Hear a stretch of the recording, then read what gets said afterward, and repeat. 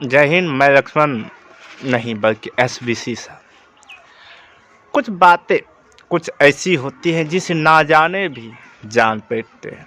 तो मैं आप सबका फिजिक्स वाला सर यानी फिजिक्स खंड 2 का क्लास 12 का चलते हैं किरचॉफ का नियम, जबकि हम इसके पीछे वीडियो में भी हमको बताएं, पर आज जो है कि हम नोट के माध्यम से, मैं अपना खुद का नोट जो बनाया है उसके माध्यम से आपको प्रोवाइड करें।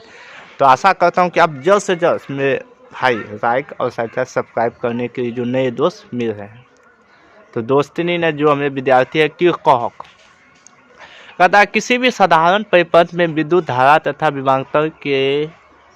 विभवांतर को ओम के नियम से प्राप्त किया जा सकता है, लेकिन जटिल विद्युत परिपथ में विभवांतर के लिए वितरण को ज्ञात करने के लिए किरचॉफ का नियम करते हैं। देखो, सामान्य अगर है तो यहाँ मतलब वितरण में सामान्य अगर साधारण परिपथ है तो उसमें ओम को हम कर सकते हैं। जब हमको उच्च कोटि के वस्तु कहते हैं कि जितनी बड़ी ताकतवर शक्ति, तो कार्य छोटो मोटो नहीं, होगा ज़्यादा पावर की वोल्टेज चाहिए, उसी तरीक़ा से इसको कहा रहा है। चलो आगे देखते हैं। जैसे इसमें दो विभक्ति होते हैं यानी टू कैंडिडेट।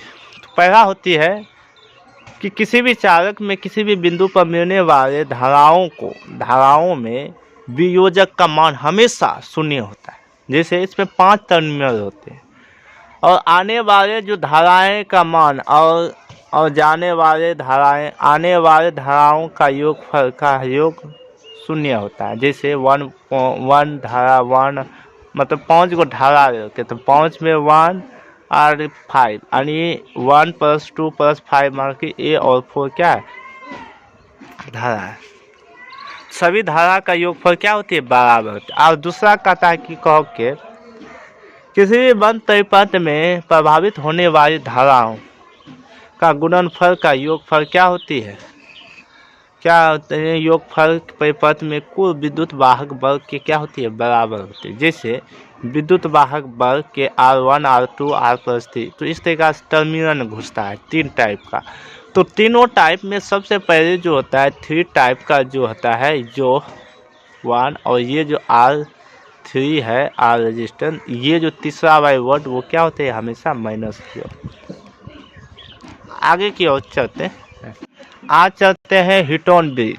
हमने आपको बताए थे किरचॉफ का नियम, पर उसी का एक दूसरा रूप है हीटोन का ब्रिज। और ये जो नियम होती है किरचॉफ के ही नियम के अनुसार ये चलता है। तो यहाँ तक कोई दिक्कत नहीं है। आगे की ओर देखो, कुछ भाषा ऐसी होती है जो कि हम उससे ठेठिया भी निकल जाता, क्योंकि हम क्षेत्रीय प्रदेश से है, तो कोई दिक्कत नहीं है। जो जिस तरह है तो उसमें कुछ ना कुछ गुणी है कि शुद्ध हिंदी मेरे अंदर से नहीं होता है।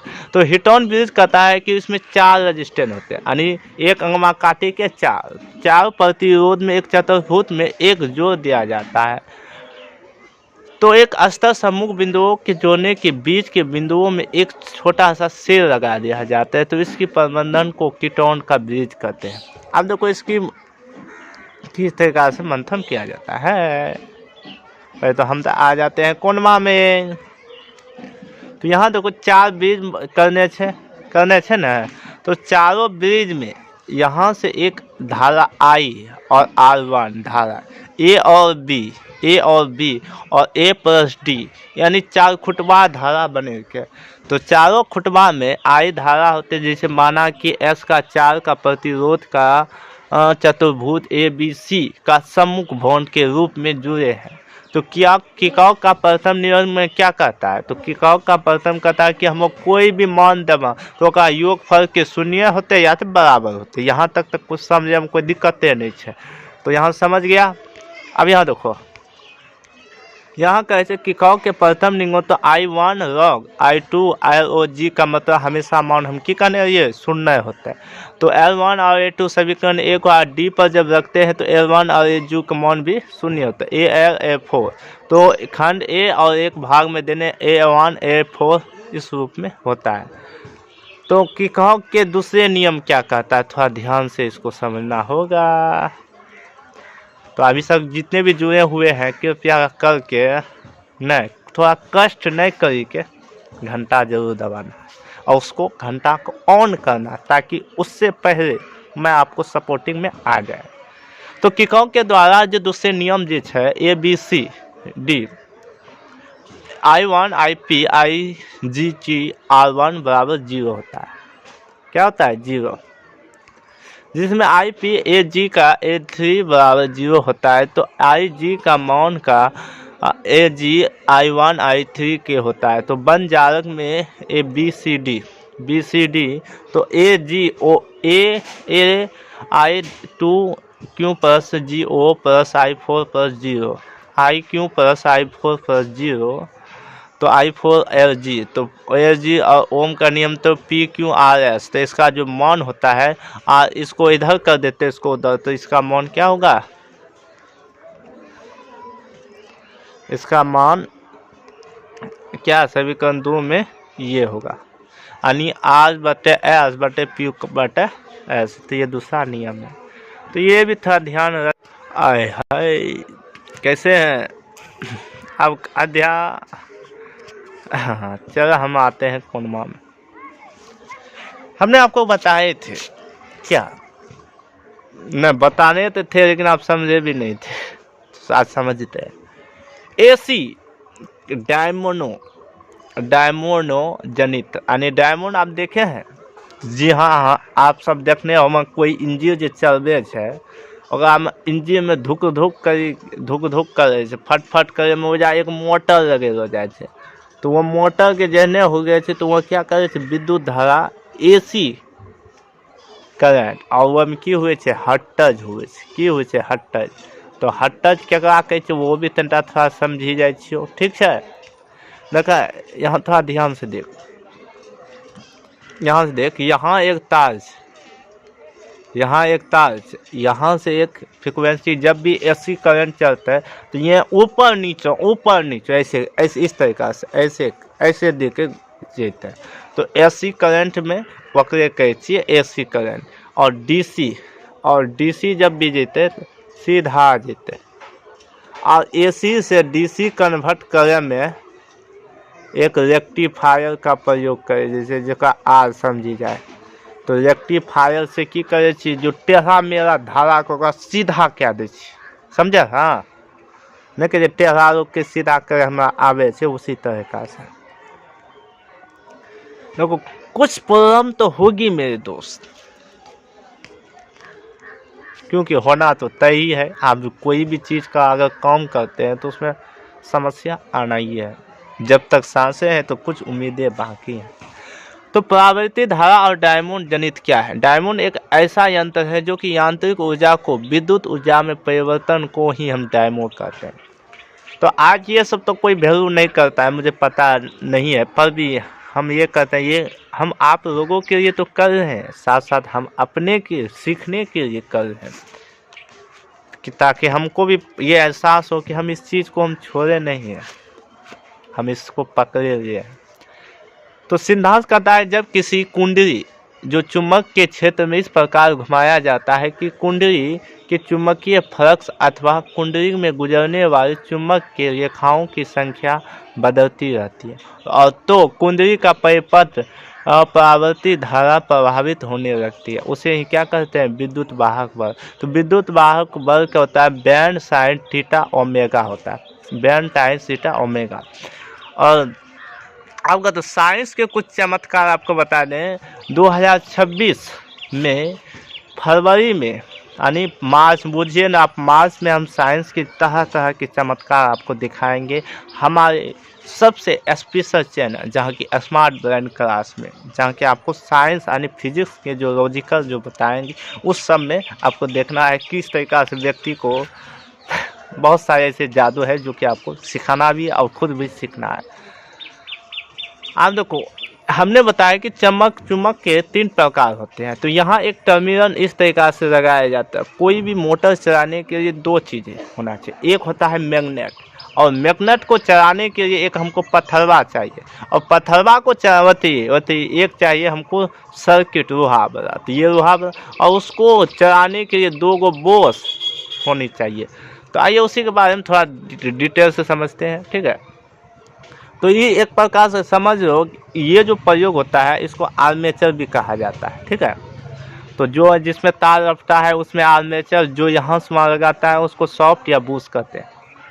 चुंबक क्षेत्र एक ऐसी शक्तिशाली चुंबक क्षेत्र होता है जिसको डीसी धारा द्वारा सक्रिय किया जाता है और इस प्रकार के नाल जैसा होता है और खंड का अपवर्तन खंड आवृत्ति S और S के बीच के क्षेत्र में इस प्रकार घुमाया जाता है तो वो काफ़ी विद्युत वाहक बल उत्पन्न करती है।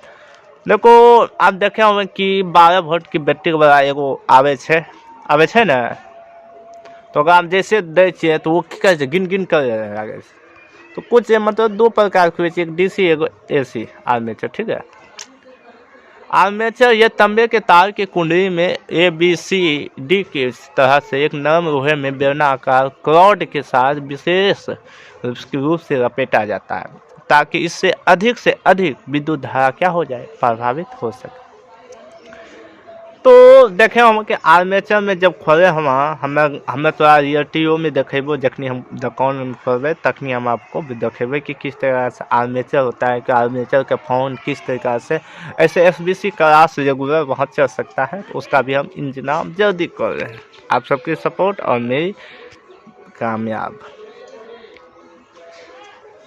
देखो जीवन में हर व्यक्ति को हर तरह के काम करते हुए जाना है, योग टैप्स और हर चीज़ की सिखाते हुए जाना है। सल्फी वैल्यू या बूस्ट क्या है, कहता है कि आर्मेचर की कुंडली के सिरों के अगले विद्युत रोधी धातुओं को एक एक बड़े आकार की होती है, एक एक क्या होती है, बड़े आकार की होती है। तो बड़े आकार में होने के लिए दो चीज होता है, R1 R2 रहते हैं ताकि बूस्ट में तथा बूस्ट 1 और बूस्ट 2 में कार्बन ना जमे, जिससे आसानी से विद्युत धारा क्या हो जाए, प्रभावित हो। तो बूस्ट का काम क्या होता है कि उस सर्किट यानी सॉफ्ट को चलाने के लिए मदद करना ताकि कार्बन जो आसानी से ना लगे। ठीक है, अब देखो एक होता है, आप देखते हैं ट्रांसफार्मर क्या होता है, और ये सबसे 5 नंबर का क्वेश्चन है। ये क्या है, VVI क्वेश्चन। तो डिजिटल बोर्ड नहीं हुआ तो क्या हुआ, हम तो ये छोड़ तो नहीं है, आएगा एक वक्त जबकि डिजिटल की बोर्ड की ऑडियो बॉक्स भी आएगा, पर करने की अभ्यास बस। ट्रांसफार्मर क्या है, एक ऐसी युक्ति है जिसकी सहायता के बिना विद्युत को ह्रास किए एक जगह से दूसरे जगह स्थानांतरित किया जा सकता है। इसको दो प्रकार होते हैं। देखो ट्रांसफार्मर जो होता है कि किन किन सर्किट में लगाया जाता है, देखें हम के स्टॉप राइजर, तो वहाँ की करे छे स्टोरेज के घटबे छे और बढ़बे छे। और देखें हम टीवी वगैरह में भी लगवा जाए ट्रांसफार्मर, और चार्जर वगैरह में भी लगे रहते हैं। तो ट्रांसफार्मर दो टाइप के हुए छे, एक हुए छे उस श्रेणी, एक हुए छे अप श्रेणी। अब देखो उस श्रेणी का अर्थ की हुए छे, इसके द्वारा निम्न श्रेणी के वोल्टेज को प्रबल धारा को उस श्रेणी में ट्रांसफर करते हैं, मतलब उसको क्या करते हैं, बढ़ाते हैं। देखे हम कि स्टॉप राइजर, देखे हम कि 100 वोल्टेज है, देखे हम 100 तो आप बढ़िया थोड़ा समझा दे, हमू समझबो, वोल्टेजबा के बारे में हमका खूब मालूम ना बा, फिर देखे हम 100 वोल्टेज है आ ओकरा ट्रांसफार्मर में लगा के पूरा कोसी दिए, मचारी दिए, तो वो कते वोल्ट आबि जते, 200 वोल्ट 300 वोल्ट तक ले गए। तो उसका जो सहायता वो बढ़बे और घटबे के काम के करके, तो वही बाबा उच्च श्रेणी के ट्रांसफार्मर जे डायरेक्ट निम्न श्रेणी के उस श्रेणी के बढ़बे के काम करे छे, ओकरे कहे छे स्टॉप राइजर, उसके कहे छे उच्च श्रेणी ट्रांसफार्मर। एक हुए छे अप श्रेणी।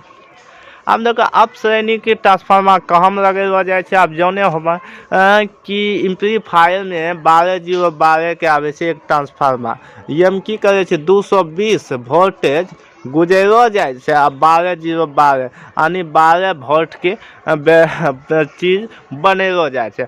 अब एक चीज आपके डाउट हुए छे, अगर एसी जो करंट है अगर उसको एसी में गुजारा जाए तो डीसी करंट बनेगा नहीं, वो एसी जैसे होगा तो उसका आउटपुट हमेशा क्या होएगा, एसी होगा। क्या होगा, एसी। और एक और बता दे,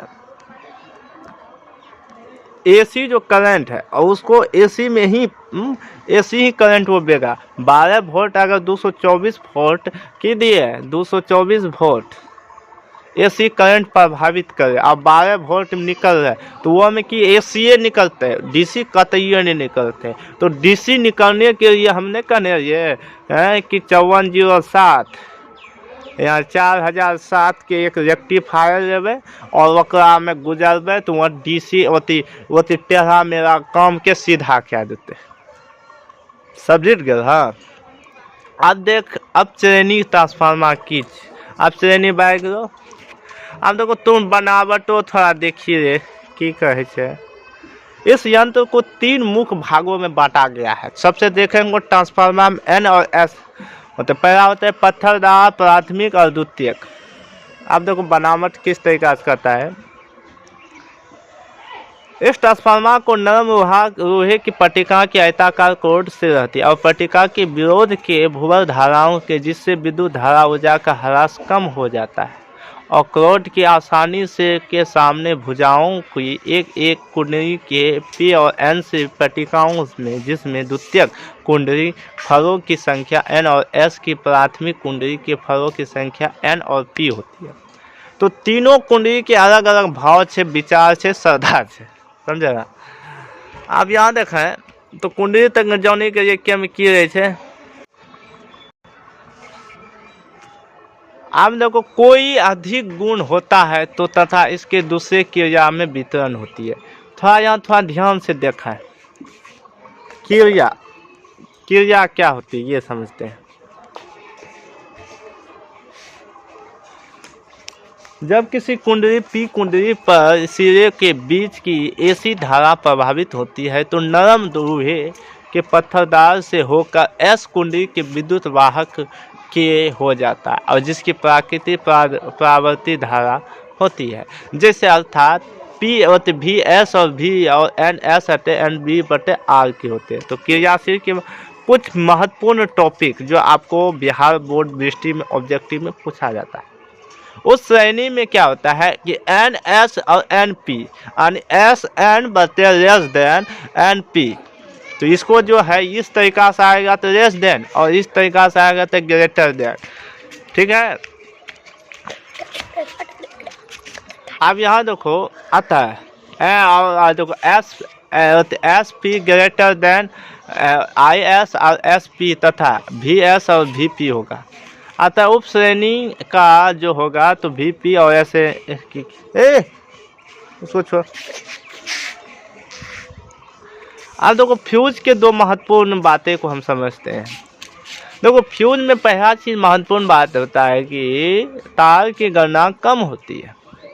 मतलब फ्यूज में कोई भी झटका लगे तो गणना तुरंत हो सके या ज़्यादा हो सकती है।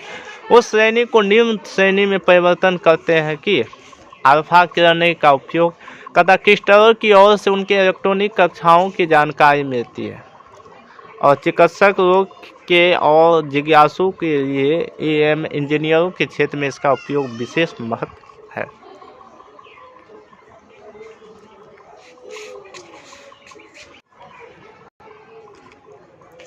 अब तो क्वेश्चन हम क्या चलते हैं, क्वेश्चन शॉर्ट क्वेश्चन की ओर चलेंगे और शॉर्ट क्वेश्चन थोड़ा लॉजिकल है। तो शॉर्ट क्वेश्चन ओहो थोड़ा रुको। तो शॉर्ट क्वेश्चन लॉजिकल चलेंगे दे दो। अब तो बी किरणें के 2 उपयोग क्या होता है। बी किरणें के 2 उपयोगों के लिए सबसे पहला पदार्थ की किरणों से होकर गुजरने वाली बंधन अत्यधिक होता है। तो पहला मतलब जो प्रकाश की किरणें जब गुजरता है तो उसकी जो क्या होता है अत्यधिक। दूसरा होता है कि गैसों अत्यधिक होते हैं। गैस क्या होते हैं अत्यधिक होते हैं। अब देखो चुंबक फ्लक्स क्या है। कदा पदार्थ के प्रति एकांक आयतनों में निहित परिणाम से चुंबकीय आघूर्णन के सदिश का परिणाम उस बिंदुओं पर फ्लक्स कहते हैं, चुंबक फ्लक्स कहते हैं। और इसका एसआई मात्रा क्या होता है एम्पियर होती है।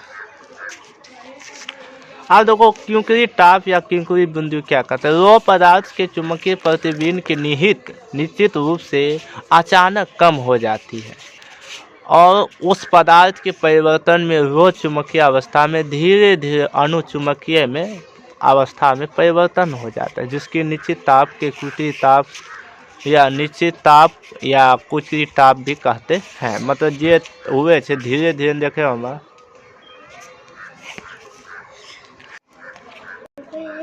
आप लोग को अन्योन प्रेरण क्या होता है। एक कुंडली की धाराओं को परिवर्तन के कारण दूसरे कुंडली के धाराओं में परिवर्तन की घटना को अन्योन कौन कहते हैं।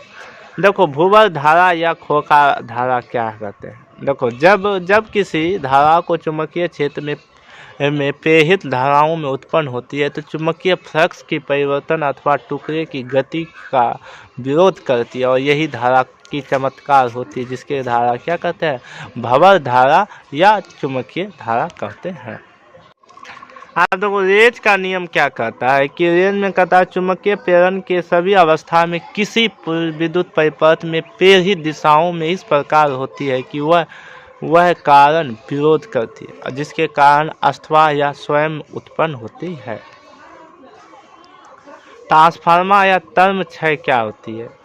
कहता है ट्रांसफार्मर के प्राथमिक और द्वितीयक धारा से प्रवाहित होने पर कुंडली के प्रेरित के इसमें जूल के प्रभाव ऊष्मा उत्पन्न होती है, अर्थात एक भाग से क्या होती है, ऊर्जा का क्षय यानी तरंग क्षय होती है।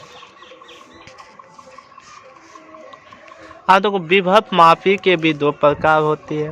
किसी भी सेल के विद्युत वाहक को ज्ञात करने के लिए दूसरा होता है किसी भी यांत्रिक प्रतिरोध का ध्यान। और कुछ जो सब्जेक्ट है एक ईटा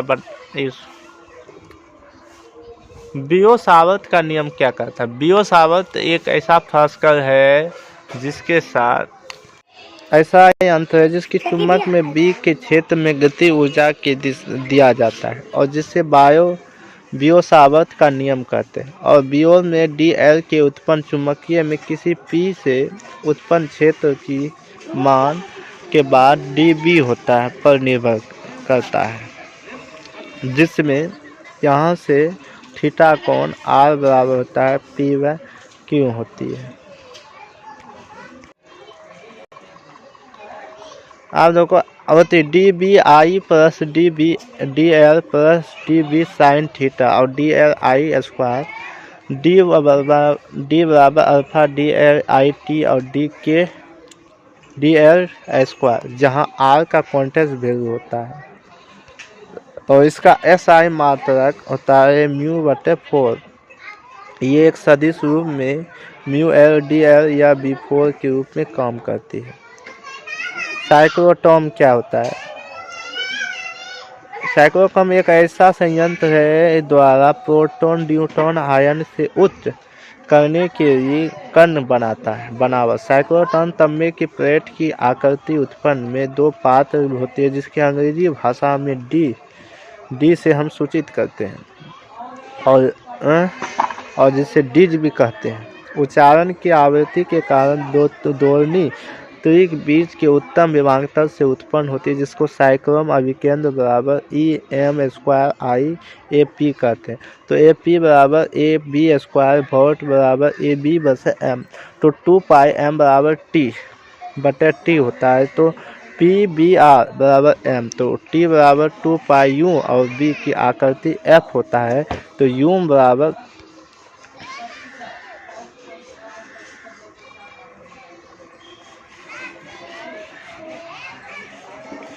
तो त्वरणीय आयन की महत्तम का गति होता है 1/4 एम ई स्क्वायर बराबर ए स्क्वायर बी स्क्वायर और एम स्क्वायर होता है। तो इसमें क्या होता है, इसका उपयोग बमबारी में करके उपयोग किया जाता है। साथ ही ठोस पदार्थों के रूपित में इसका उपयोग में अवशोषित किया जाता है और रोग उपचार करने के लिए रेडियो एक्टिव और सतह एम बराबर M1 बराबर -1 V square plus C square F बराबर एम बटे सी स्क्वायर वी स्क्वायर होता है। इसका वर्ग का क्या होती है, आवृत्ति होता है। अब शंट का उपयोग क्या होता है। गैल्वेनोमीटर के एक प्रबल धारा से बचने के लिए उसके समांतर क्रम से काफ़ी कम प्रतिरोधकता के तार की भट्टिकाओं को जोड़ा जाए। गैल्वेनोमीटर के क्षतिग्रस्त से बच जाते हैं और उस नियम को ही हम क्या कहते हैं, शंट का नियम कहते हैं। शंट लगातार किसी भी एमीटर के साथ बजाया जाता है और विभिन्न प्रकार के प्रतिरोध को लगाकर एक गैल्वेनोमीटर को क्या किया जाता है, निर्देशित किया जाता है। आप लोगों को संधारित्र की धारिता किन किन बातों में निर्भर करता है। किसी भी विद्युत धारित्र की संख्यात्मक आवृत्ति के परिणाम होता है और जिसमें संग्रह और संघटना पट्टिका के बीच की विभवांतर से उत्पन्न होती है और उसे ही संधारित्र की धारिता कहते हैं।